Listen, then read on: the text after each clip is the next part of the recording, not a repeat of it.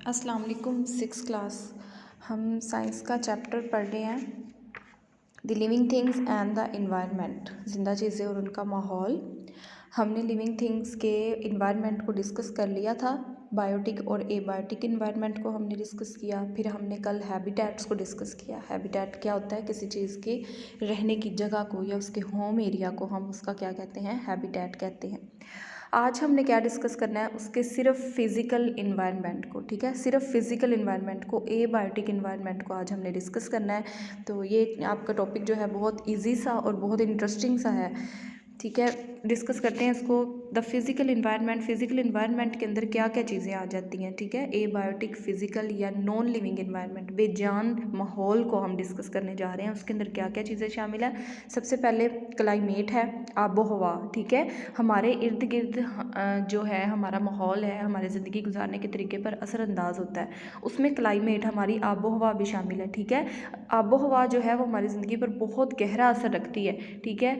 ये जैसे कि आप देखें अफ्रीका के लोग हैं, उनका स्किन कलर देखें आप कितना डार्क होता है, ठीक है। उसके अलावा यूरोपियन लोगों को देखें, उनका जो है कलर जो है स्किन कलर वो कितना ब्राइट होता है। और हम जो ट्रॉपिकल एरियाज़ के रहने वाले हैं, जहाँ पर कभी सर्दी तो कभी गर्मी होती है, तो जो हमारा स्किन कलर होता है वो दरमियाना सा होता है, गंधमी होता है।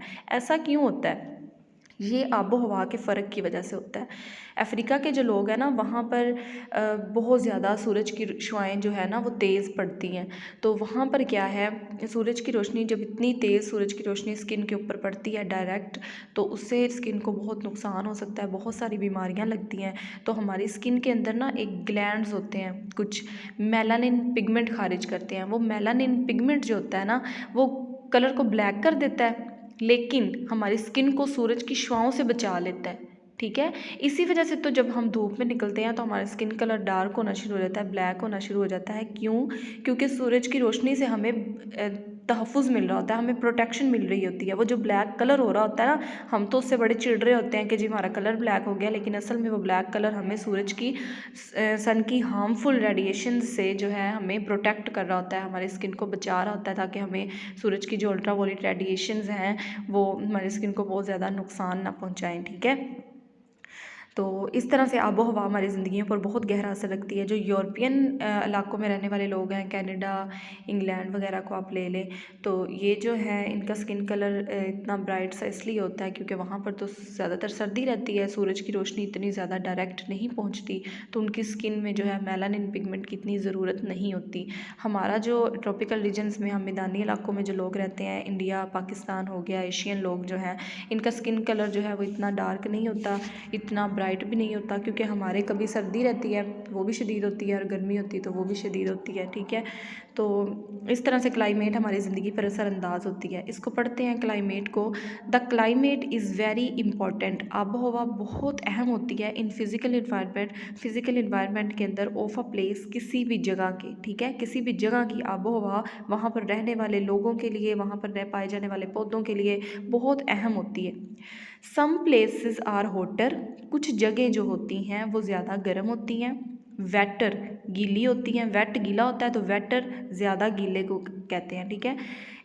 और विंडियर यानी कि ज़्यादा तेज़ हवाएं चल रही होती हैं। कुछ जगह ज़्यादा तेज़ हवाओं वाली होती हैं, कुछ गर्म होती हैं, कुछ जो है जी गीली गीली सी होती हैं, दैन अदर्स दूसरी की निस्बत। वेदर कंडीशंस, मौसमी जो हालात होते हैं, कैन ऑल्सो चेंज, बदलते रहते हैं, फ्रॉम डे टू डे, दिन ब दिन बदलते रहते हैं। मौसम हमेशा एक जैसा तो नहीं रहता ना, दिन ब दिन बदलता है। एंड सीज़न टू सीज़न, और सीज़न टू सीज़न चेंज हो जाता है मौसम जो है। इन एडिशन, इजाफे के तौर पर, द लैंडस्केप अफेक्ट्स, जो ज़मीन के असरात हैं, जो यानी जो हमारा ज़मीन का माहौल है, हमारी ज़मीन कैसी है, क्या हम पहाड़ी इलाकों में रहते हैं या मैदानी इलाकों में रहते हैं, या वहाँ पर की मिट्टी कैसी है, ज़रखेज़ है, बंजर है। अफेक्ट्स एंड ऑर्गेनिजम्स इन्वायरमेंट, ये भी एक जानदार के इन्वायरमेंट को, माहौल को बहुत असर अंदाज करता है, ठीक है। द लोकल क्लाइमेट, लोकल क्या होता है? किसी इलाके की अपनी जो आबो हवा होती है, ठीक है। Local climate in a valley, एक वैली की, एक वादी, वादी क्या होती है? पहाड़ों की ढलवानों पर ना उसके नीचे जहाँ पर दो तरफ से पहाड़ों की ढलवानें मिल रही हों, दो पहाड़ फॉर एग्जांपल जुड़े हुए हैं, एक पहाड़ की ढलवान और दूसरे पहाड़ की ढलवान के दरमियान में बहुत सारे दरख्त उगे होते हैं, ग्रीनरी होती है वहाँ पे, ठीक है, तो उसको हम वैली कहते हैं, एक वादी कहते हैं। उस वादी की जो आबो हवा होती है इज़ डिफरेंट, बहुत मुख्तलिफ होती है फ्रॉम किससे, that on top of a hill, उस पहाड़ी के या और माउंटेन या उस पहाड़ के, वो हिल है, छोटी सी पहाड़ी है या एक बहुत बड़ा पहाड़ है, तो उसकी अगर हम चोटी पर जाते हैं तो वहाँ पर आबो हवा मुख्तलिफ होगी, और उसकी ढलवान से नीचे आके अगर हम वादी में देखते हैं तो वादी के अंदर, एक वैली के अंदर आबो हवा मुख्तलिफ होगी।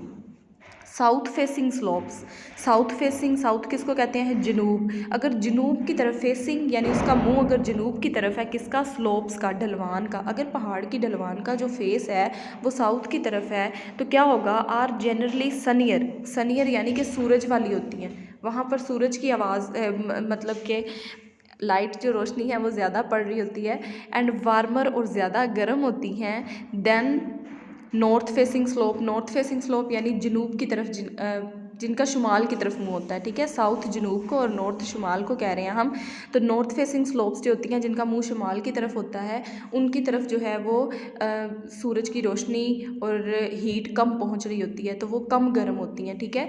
द क्लाइमेट जो आबो हवा है इज़ ऑल्सो डिफरेंट, मुख्तलिफ होती है inland than near the coast, coast किसको कहते हैं, साहिल को, समंदर का साहिल हो गया, वहाँ पर आबो हवा और होगी और मैदानी इलाकों में और होगी, ठीक है।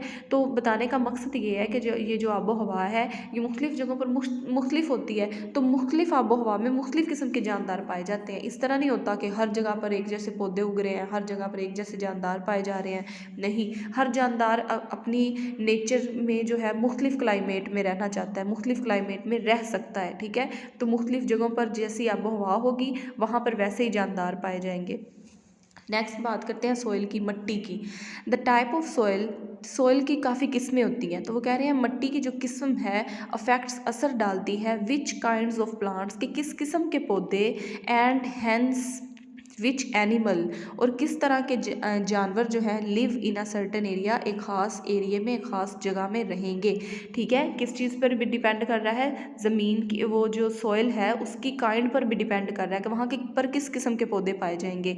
सैंडी, जो रेतली सॉइल्स होती हैं, मिट्टी जिसमें रेत शामिल होती है, आर वेल ड्रेन्ड, अच्छी तरह से सूखी हुई होती है, एंड ड्राई आउट, और सूख जाती है मोर क्विकली, ज़्यादा तेज़ी से, than clay soil, clay soils किस कौन सी होती है, चीकनी मिट्टी, गीली मिट्टी जो होती है उसकी निस्बत जो है ड्राई सैंड, जिसमें सैंड आपको पता है रेत तो सूखी सी होती है ना, तो वो मिट्टी को भी वैसा सूखा सा कर देती है, तो रेतली जो ज़मीन है वो चीकनी मिट्टी की निस्बत ज़्यादा जल्दी सूख जाती है। सम सॉइल्स, कुछ मिट्टी की जो किस्में हैं, कंटेन्स रखती हैं मोर ह्यूमस, ज़्यादा नमी होती है, ह्यूमस क्या होती है, नमी, उनके अंदर गीलापन ज़्यादा होता है। क्यों, क्योंकि डेड एंड डिकेइंग प्लांट्स, जो पौधे मर जाते हैं ना, आपको पता है ना पौधे अपनी खुराक खुद तैयार कर रहे होते हैं, पौधों के पत्तों में कितनी खुराक स्टोर होती है, ठीक है, तो जब वो पौधे या पत्ते झड़ते हैं और वो मर जाते हैं या वो गल सड़ जाते हैं, डिके हो जाना, गलना सड़ना, ठीक है।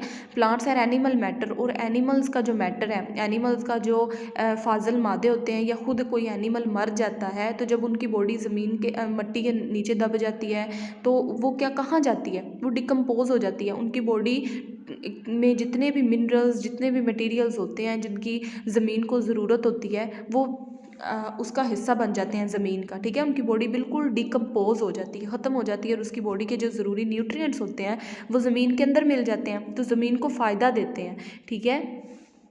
दैन अदर्स, दूसरों की निस्बत, दिस अफेक्ट्स, ये असरअंदाज होती है the mineral salts, mineral salts, अब जो ज़मीन के अंदर पानी के अंदर जो मिनरल साल्ट शामिल हैं, एंड अदर नेचुरल, और दूसरे कुदरती केमिकल्स, कुदरती तौर पर जो केमिकल्स पाए जाते हैं ज़मीन के अंदर, प्रेजेंट इन द सोइल, मिट्टी के अंदर मौजूद होते हैं, तो ये कुछ जगहों पर वो कह रहे हैं कि ज़्यादा पाए जाते हैं और कुछ जगहों पर कम पाए जाते हैं, ठीक है। प्लांट्स, जो पौधे होते हैं, फॉर एग्जाम्पल, मिसाल के तौर पर, नीड, उन्हें ज़रूरत होती है, अ गुड सप्लाई, एक अच्छी सप्लाई उन्हें चाहिए होती है, ऑफ नाइट्रेट्स, किन की, नाइट्रेट्स की, नाइट्रेट्स क्या होते हैं, नाइट्रोजन को आगे मतलब कि नाइट्रेट्स में कन्वर्ट किया जाता है। नाइट्रोजन गैस होती है ना, तो नाइट्रोजन गैस को प्लांट्स इस्तेमाल नहीं कर सकते, उनको नाइट्रेट्स में ज़मीन के अंदर तब्दील किया जाता है कुछ बैक्टीरिया की मदद से। तो वो नाइट्रेट्स जो हैं पौधों को चाहिए होते हैं टू मेक प्रोटीन्स, क्या बनाने के लिए, प्रोटीन्स बनाने के लिए। If they are to grow healthily, अगर उन्हें हेल्दीली ग्रो करना है, अगर प्लांट्स को हेल्दी होना है, ग्रो करना है, तो उन्हें क्या चाहिए होता है, नाइट्रेट्स चाहिए होते हैं अपनी प्रोटीन्स बनाने के लिए। They also need magnesium salts, उन्हें मैग्नीशियम साल्ट्स की भी ज़रूरत होती है। इफ़ अगर they are to produce chlorophyll, अगर उन्हें अपना क्लोरोफिल बनाना है। अब देखें वो कह रहे हैं कि पौधों को नाइट्रेट्स की ज़रूरत होती है अपने अच्छी तरह से ग्रो करने के लिए, और मैग्नीशियम साल्ट्स की ज़रूरत होती है क्या करने के लिए, क्लोरोफिल बनाने के लिए। क्लोरोफिल क्या होता है, क्लोरोफिल प्लांट्स का वो ग्रीन पिगमेंट है जिसकी मदद से पौधे सूरज की रोशनी की मौजूदगी में खुराक बनाते हैं। तो क्लोरोफिल कितना ज़रूरी है प्लांट्स के लिए, और प्लांट्स को क्लोरोफिल बनाने के लिए मैग्नीशियम साल्ट्स चाहिए। तो ज़ाहिर सी बात है जिन प्लांट्स को मैग्नीशियम साल्ट्स चाहिए, नाइट्रेट्स चाहिए, वो ऐसी ज़मीन में, ऐसी मिट्टी में ज़्यादा उगेंगे जिस मिट्टी में ये नाइट्रेट्स और ये मिनरल साल्ट्स जो हैं ज़्यादा मौजूद है।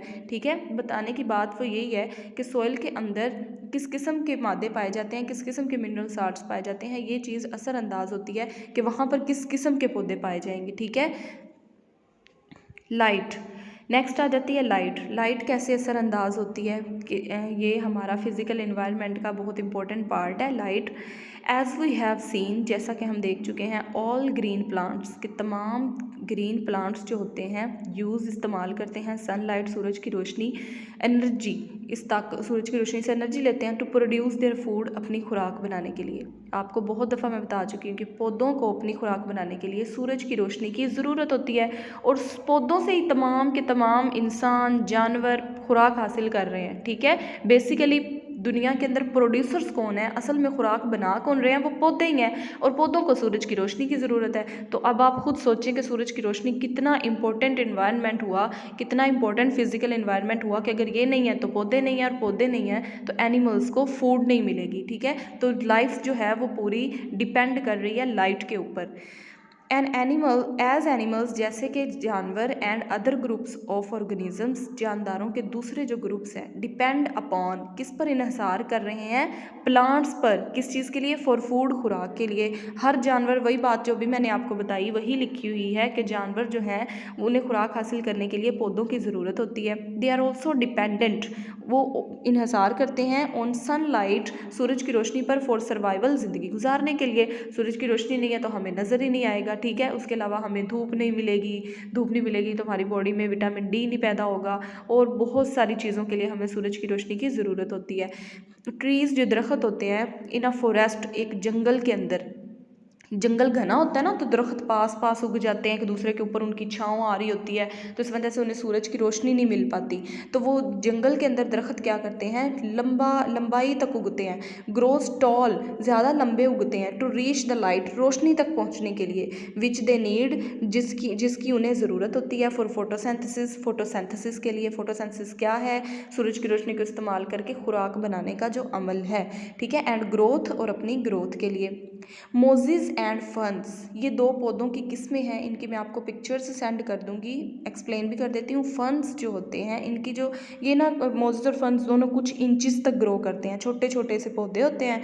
और जो फंस होते हैं ना, इनकी जो पत्ते होते हैं वो काफ़ी ब्रांचेस में डिवाइड हुए होते हैं। और मोजिस जो होते हैं इनके पास तो ट्रू लीव्स होते ही नहीं हैं, यानी पत्ते मतलब कि शक्ल के पत्ते नहीं होते, बस वो ग्रीन कलर की ब्रांचेस सी निकली होती हैं। मैं आपको इनकी पिक सेंड कर दूँगी, ये कुछ इंच के होते हैं। Are more suited to living, ये ज़्यादातर कहाँ पर ज़िंदा रहते हैं, किस जगह पर ये सूट करते हैं, in the shade of trees, दरख्तों के साए में, जहाँ पर जंगलात होते हैं ज़्यादा और दरख्तों के सारे दरख्त पास पास उगे हुए होते हैं, तो उनका साया पड़ रहा होता है, तो वो उस जगह पर मोजिस और फर्न्स उगाते हैं, क्योंकि ये जो हैं गीली जगहों पर और सायादार जगहों पर उगते हैं। ठीक है, तो वो बता रहे हैं कि जिस जगह पर दरख्तों का साया बहुत ज़्यादा पड़ रहा होता है तो वहाँ पर मोजिस और फर्न्स उगाते हैं। इन अ फॉरेस्ट, एक जंगल के अंदर। देयर इट इज़ कूलर, वो कह रहे हैं वहाँ पर कूलर होता है, यानी कि ठंडा माहौल होता है, कूल ठंडा और कूलर थोड़ा ज़्यादा ठंडा। And there is less chance, और वहाँ कम चांस होते हैं ऑफ ड्राइंग आउट, सूख जाने के, कि वहाँ पर सूरज की रोशनी इतनी ज़्यादा नहीं पहुँचेगी, कि छोटे छोटे से तो होते हैं और इनके पत्ते भी जो है वो इतने बड़े नहीं होते कि इनके अंदर इतना ज़्यादा पानी स्टोर हो, ठीक है। तो फिर ये गीली सी नमी वाली जगहों पर उगते हैं या सायादार जगहों पर उगते हैं, ताकि वहाँ पर ये सूख ना जाए, ठीक है। लाइट ऑल्सो इनेबल्स, जो रोशनी है, ऑल्सो भी इनेबल्स, काबिल बनाती है मैनी एनिमल्स, बहुत से जानवरों को, टू सी, देखने के लिए। अब देखें, सूरज की रोशनी हमें देखने के लिए भी ज़रूरी है, नहीं होगी तो हम कैसे देखेंगे। So that they can move about, ताकि वो मूव कर सकें, हरकत कर सकें। अगर हमें रोशनी मिल रही है तो हमें नज़र आएगा, हम चलें फिरेंगे, वरना तो हम गिर जाएंगे, हमें नज़र नहीं आएगा। तो फाइंड फूड, और अपनी खुराक तलाश करने के लिए, और अवॉइड डेंजर, और किसी भी ख़तरे से बचने के लिए सूरज की रोशनी में हम देखेंगे तो हमें पता चलेगा कि यहाँ नहीं जाना, यहाँ हमारे लिए ख़तरा है, ठीक है। सम एनिमल्स, कुछ जानवर, सच एज अर्थवर्म्स, जैसा कि अर्थवर्म होते हैं। अर्थवर्म क्या होते हैं, ज़मीन के अंदर ये कीड़े से लंबे लंबे से सूंडियों टाइप के होते हैं, मोटे से, जिनको आप वो पेट में भी कीड़े पड़ जाते हैं ना, मलप कहते हैं जिनको, वो भी होते हैं, इसमें शामिल होते हैं वो। ये इस तरह के जो वर्म्स होते हैं ना, और वुड लाइस, लकड़ी के अंदर जो जोंकें लग जाती हैं, एंड कॉकरोचेज़, और कॉकरोच लाल बेग होते हैं, ये प्रेफर डार्क कंडीशंस, ये ना अंधेरे वाली जगहों पर रहने को प्रेफर करते हैं। एंड मूव अवे, और दूर भागते हैं, फ्रॉम द लाइट, रोशनी से। इंटरेस्टिंग बात है ना, कि ये वाले जो जानदार हैं, ये सूरज की रोशनी से दूर भागते हैं, इन्हें अंधेरा पसंद होता है। While a few groups of animals, जबकि अ फ्यू, कुछ ग्रुप ऑफ एनिमल्स, जानवरों के, सच एज, जैसा कि ग्लोवर्म्स की मैं आपको पिक्चर दिखाती हूँ, बहुत प्यारे होते हैं ये, जुगनू की तरह अपनी इनकी रोशनी होती है। फायरफ्लाइज, ये जुगनुओं को कहते हैं। एंड डीप सी फिश, एक डीप सी फिश होती है, गहरे समंदर में रहती है, ठीक है, ये भी अपनी रोशनी पैदा करती है। मेक देयर ओन लाइट, अपनी रोशनी पैदा करते हैं, किस लिए, टू अट्रैक्ट, अपनी तरफ अट्रैक्ट करने के लिए, अपनी तरफ खींचने के लिए, मेंबर्स, लोगों को, ऑफ देयर ओन स्पीशीज़, अपनी स्पीशी के, स्पीशी मैंने आपको बताया ना, एक ही किस्म के सारे जानदार मिलकर एक स्पीशी बनाते हैं, ठीक है। तो वो अपनी स्पीशी के जानवरों को अपनी तरफ अट्रैक्ट करने के लिए, लाइट अप देयर प्री, अब प्री क्या होता है, जिस चीज़ का शिकार किया जा रहा होता है, वो मछली ने जिस चीज़ का शिकार करना होता है ना, उसको अपनी तरफ अट्रैक्ट करने के लिए वो लाइट पैदा करती है। और क्या, डिस्ट्रैक्ट देयर प्रीडेटर्स, अपने प्रीडेटर शिकारी होता है, और प्री जिसका शिकार किया जा रहा है। अब उस मछली का जो प्रीडेटर है, जो उसका शिकारी है, जिस चीज़ ने उसे शिकार करके खाना है, उसको डिस्ट्रैक्ट भी करती है, यानी कि आगे से उसको रोशनी जला देती है और उसको वो नज़र नहीं आती मछली, और वो समझता है कि यहाँ पे कोई और चीज़ है, इस तरह से उसको डिस्ट्रैक्ट कर देती है, ठीक है। तो ये जो चीज़ें हैं, ये रोशनी से दूर भागते हैं क्योंकि इनकी अपनी रोशनी होती है। और ये इतना सा आपका था क्लाइमेट, सॉइल और लाइट। इसको आपने रीडिंग इसकी अच्छे से करनी है।